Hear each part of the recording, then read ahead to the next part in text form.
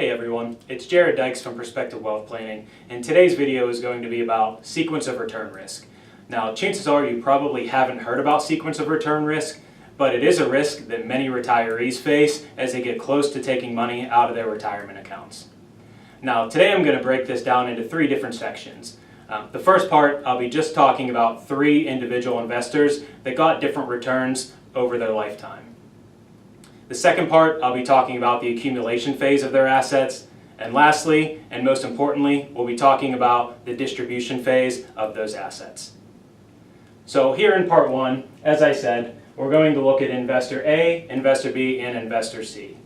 So first off, each individual investor has a $100,000 portfolio to start, 25 years of returns, and a 7% average return per year. Now, investor A earned 7% every year for 25 years. Now, on the board here, we'll show 5 years of a 7% return, but I couldn't fit 25 years of returns on the board, so this scenario is going to repeat 5 times. So in year 6, investor A is going to get 7% return again. Investor B starts off year 1 earning 22, year 2 15, down through year 5 at -7, and again, same thing here. Year 6, investor B loops around and earns 22%. So this will repeat again 5 times until the 25th year. And lastly, investor C starts off at -7% year 1, -4% year 2, and so on and so forth. That scenario will repeat 5 different times. I'm going to start off talking about the accumulation phase of your assets. So again, in this scenario, each individual client starts off with a $100,000 portfolio.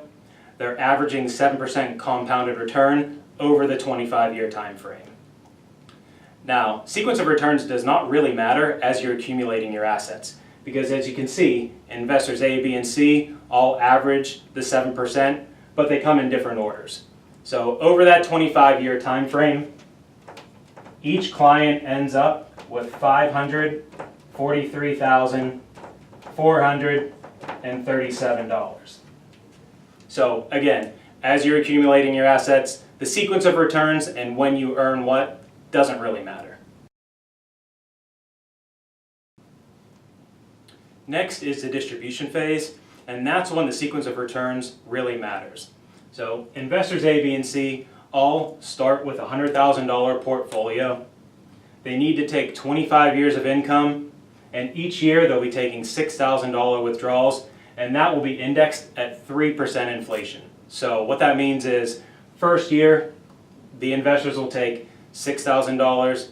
The second year, it'll be a little bit more with inflation, so on and so forth through the 25 years of income. Now, where this is different than the accumulation phase is that all the 3 investors are going to end up after year 25 with different amounts of money. So the question is, why? Why do all these investors end up with a different amount of money when they all ended up with the same amount during the accumulation phase? And that is sequence of returns. So investor A, who is earning 7% per year for 25 years, ends up with $43,032 at the end of year 25.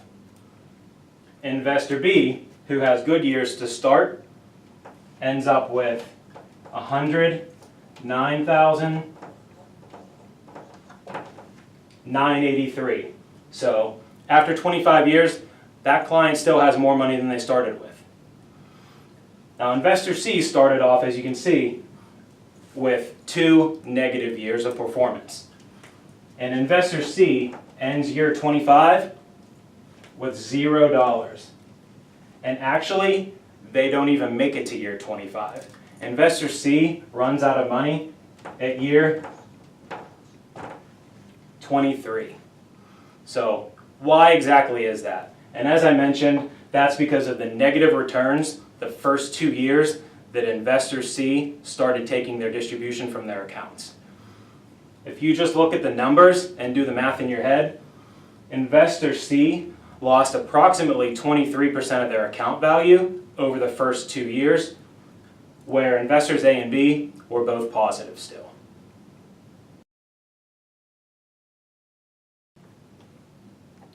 So to wrap everything up, the sequence of returns doesn't really matter during the accumulation phase, but it really matters during the distribution phase.